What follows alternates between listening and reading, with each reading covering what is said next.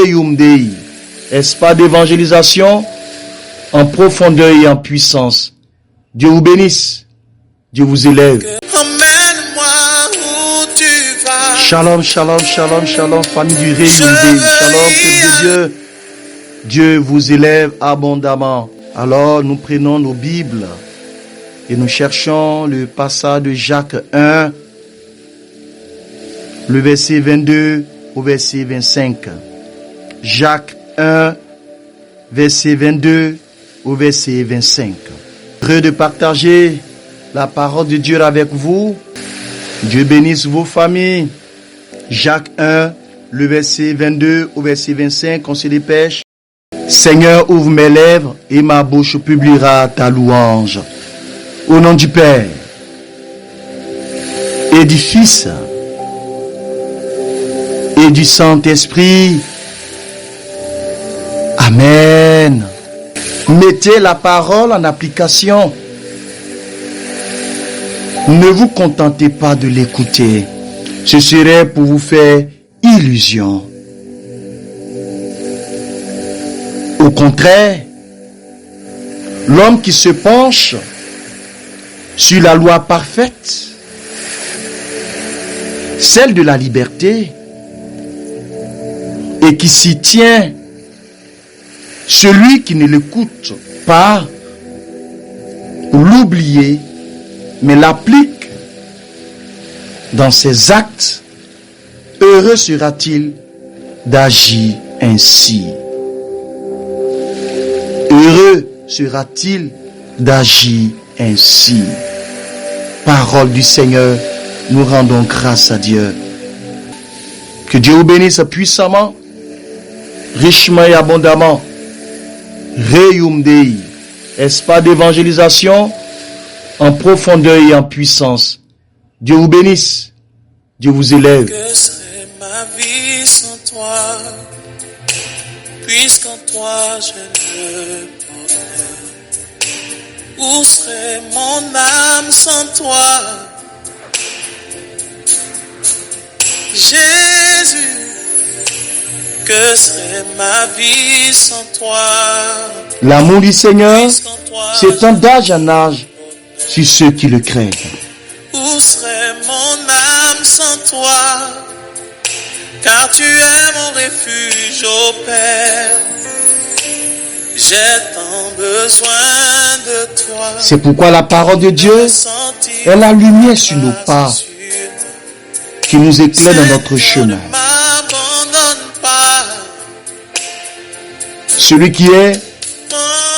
Celui qui aime est né de Dieu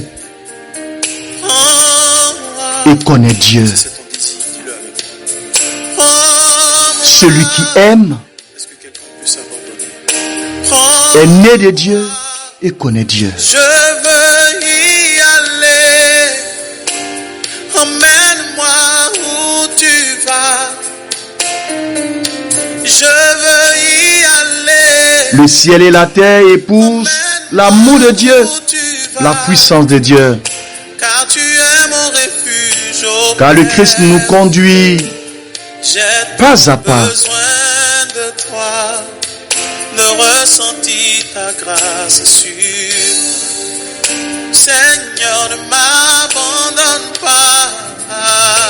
Des malades qui rendent témoignage à Jésus, que l'honneur te revienne, Seigneur.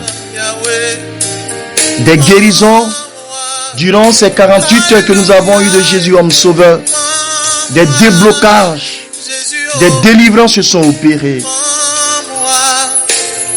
Je veux y aller. Emmène-moi. Des dossiers bloqués ont été débloqués. Je veux y aller. Des paralytiques qui ont pu marcher. Ta parole, car tu es mon refuge, ô Père. Que la gloire revienne à Jésus pour les siècles sans Tu fin. es mon refuge, car tu es mon refuge, ô Père. La parole de Dieu est partagée sur Reum Dei. Car tu es mon refuge, ô Père.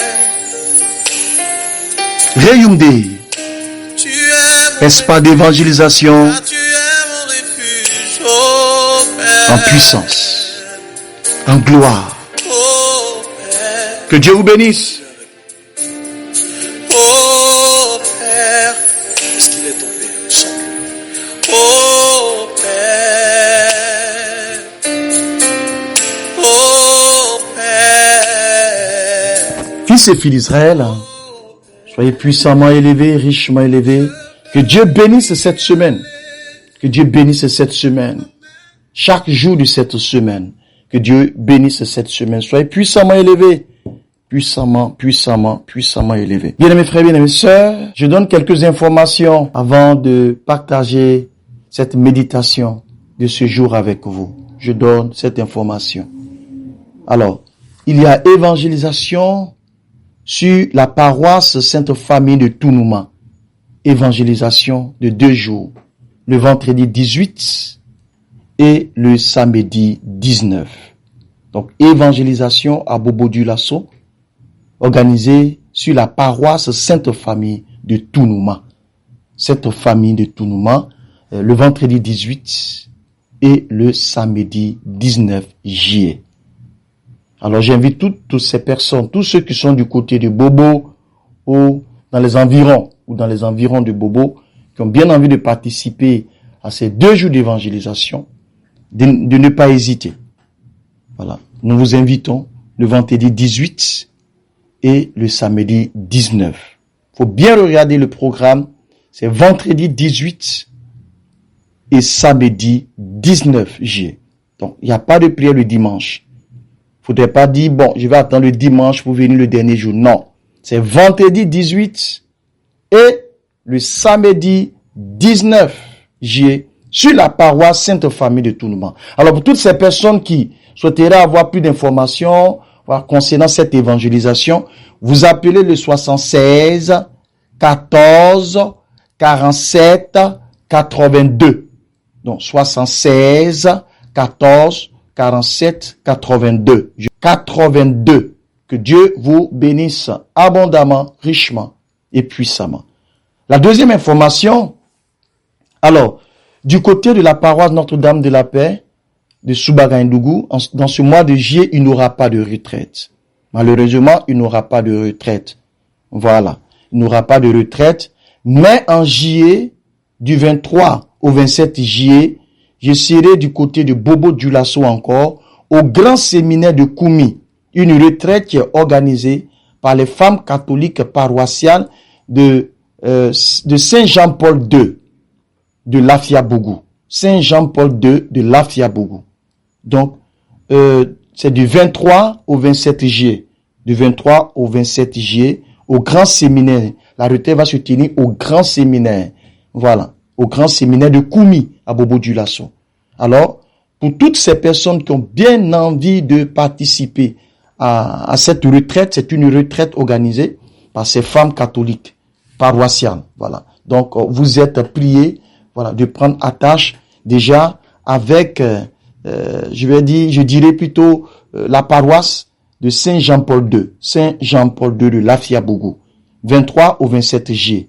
La retraite, c'est du 23 au 27 juillet au grand séminaire de Koumi. Parce que nous n'aurons pas de retraite ici à Soubara, dans ce mois de juillet. Toutes ces personnes qui nous ont amené des messages demandant est-ce qu'il va y avoir des retraites à Soubara. Non, il n'y aura pas de retraite.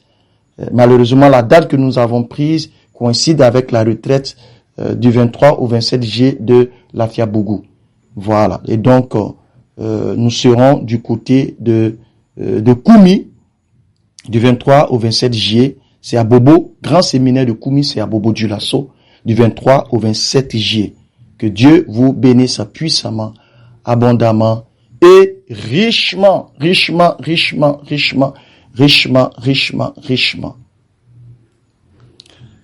Bien-aimés frères, bien-aimés sœurs, le thème de ce jour a une portée puissante, une valeur intrinsèque de notre foi chrétienne catholique. Pourquoi dit-on que la messe est la plus grande prière? Pourquoi? La plus grande prière de l'Église et du chrétien. Pourquoi?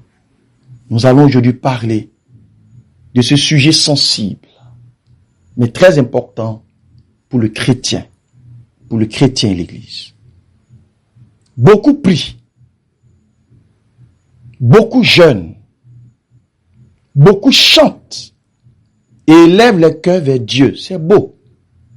C'est même à encourager.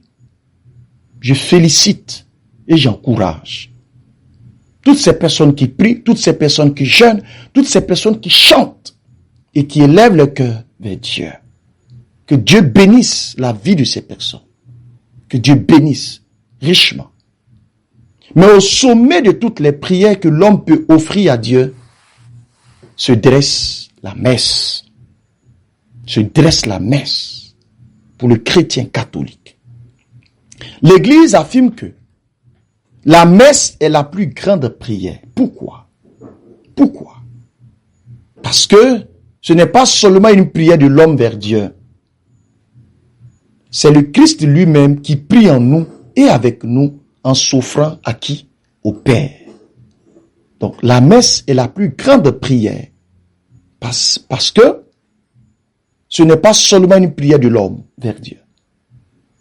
C'est le Christ, Jésus-Christ lui-même, qui prie en toi, qui prie en moi, qui prie en nous, en s'offrant au Père. Mais quel est le fondement biblique? La messe, actualisation du sacrifice de Jésus. Quel est l'enseignement biblique que nous pouvons tirer?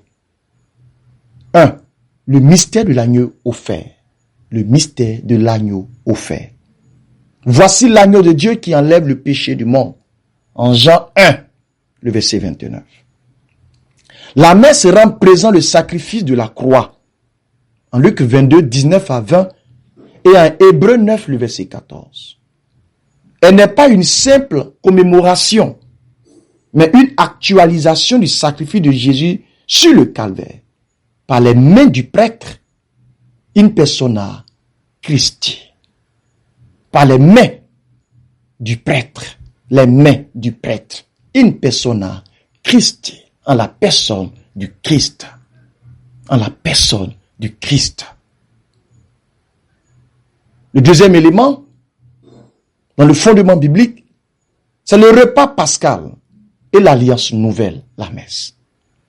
Faites ceci en mémoire de moi. Luc 22, le verset 19. À la scène, Jésus institue l'Eucharistie comme un acte d'offrande totale. La messe est à la fois un repas, un sacrifice et une alliance renouvelée entre Dieu et son peuple. Donc la messe est à la fois un repas, un sacrifice et une alliance renouvelée entre Dieu et son peuple. Bien-aimés frères, bien-aimés sœurs, ces deux éléments déjà nous montrent que quand on parle de la messe, il y a un fondement biblique. Actualisation du sacrifice de Jésus. Gloire à Dieu. Mais quel est le fondement théologique? Le Christ prêtre éternel et médiateur. Le premier élément de fondement théologique est que le Christ est le grand prêtre éternel. Il est médiateur d'une alliance nouvelle. Nous dit Hébreux 9, le verset 15. Jésus n'est pas seulement la victime, au fait. Il est aussi le prêtre qui s'offre lui-même. Il est aussi le prêtre qui s'offre lui-même. À chaque messe, il intercède pour nous. Romains 8, le verset 34. Et son sacrifice nous purifie. À chaque messe. À chaque célébration eucharistique. Qu'elle soit la messe du matin, la messe du soir, ou la messe du dimanche, à chaque messe, il intercède pour nous. Et son sacrifice nous purifie à chaque célébration eucharistique. Mon deuxième élément, comme fondement théologique, la messe union parfaite avec le ciel. Apocalypse 5, le verset 13 nous dit ceci. À celui qui siège sur le trône et à l'agneau, louange, honneur, gloire et puissance. Fils et filles d'Israël, à la messe, le ciel et la terre sont unis. Les anges, les saints, les vivants et les morts sont rassemblés à la messe. À la messe. C'est la liturgie céleste rendue présente sur la terre. La messe. Oui, la messe. Celui qui siège sur le trône et à l'agneau, louange, honneur, gloire et puissance. Voici mes deux éléments que je vous présente dans le cadre d'un fondement théologique pour vous présenter l'importance et la puissance de la messe. Je passe maintenant au fondement spirituel. La messe est une prière complète, parfaite et puissante. Mon premier élément, c'est une prière d'action de grâce, de louange, de supplication et d'intercession. Le mot Eucharistie signifie action de grâce. C'est la seule prière où tout est contenu. Adoration, contrition, intercession, offrande et communion. C'est la seule prière où tout est contenu. Tout est dedans. Tout est dedans. Mon deuxième élément comme fondement spirituel, la messe est une prière qui transforme le cœur.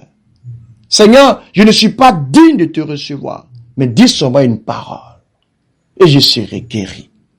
À la messe, nous sommes nourris de la parole et du corps du Christ. Donc, il y a deux tables. La table de la parole, la première étape, et la table du corps du Christ. Alléluia.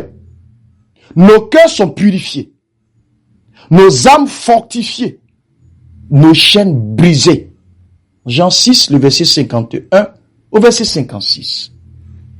Voici mes deux éléments que je relève dans le fondement spirituel pour ceux qui regardent la messe.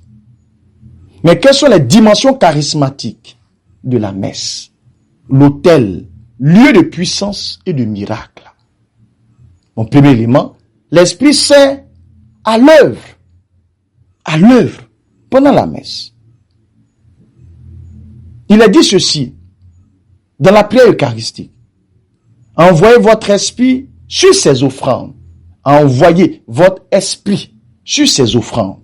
La messe est une effusion de l'Esprit Saint. C'est par l'Esprit que le pain devient le corps du Christ. C'est par l'Esprit Saint que le vin devient le sang de Jésus-Christ. Là où agit l'Esprit, il y a guérison, délivrance, transformation, restauration, élévation, etc. 2 Corinthiens 3, le verset 17. Donc la messe est une effusion de l'Esprit Saint. La messe. Quand le prêtre dit, envoyez votre esprit sur ces offrandes, l'Esprit Saint descend pour consacrer l'offrande. Pour consacrer l'offrande. Le vin devient sang. Le pain devient corps de Jésus-Christ.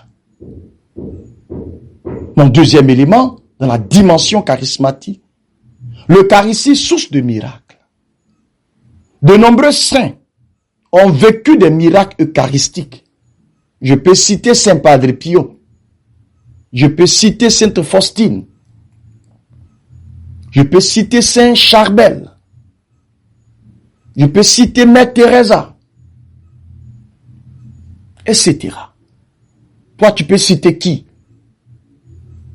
Quelle est la vie du saint que tu connais, qui a pu avoir cette grâce d'être transformé par l'Eucharistie? Nous connaissons plus ou moins la vie de Saint Padre Pio, de Pietrelcina. Ah oui, l'homme transformé. L'homme transformé. Que Dieu vous bénisse. Des fidèles reçoivent des guérisons, des conversions profondes, simplement en assistant avec foi à la messe. Ah oui. Ah oui. Tu ne peux pas aller à la messe et ressortir comme tel que tu es rentré. Tu ne peux pas aller dans la présence de Dieu et ressortir tel que tu es entré. C'est pas possible. C'est pourquoi avant de partir à la messe, il faut d'abord avoir une intention dans son cœur. Mais quelle est l'application pratique? Comment vivre la messe comme la plus grande prière? Mon premier élément de comment vivre la messe, avant la messe, se préparer par le silence, le pardon, le jeûne, si possible. Le jeûne eucharistique, si possible. Le jeûne, c'est-à-dire avant que la messe ne commence, prends au moins 30 minutes, 1 heure de temps. De ne rien mettre sous ta dent. De ne rien manger. Et manger que le corps du Christ. Et après, tu continues tes activités. Donc, avant la messe, se préparer par le silence. Se préparer par le silence.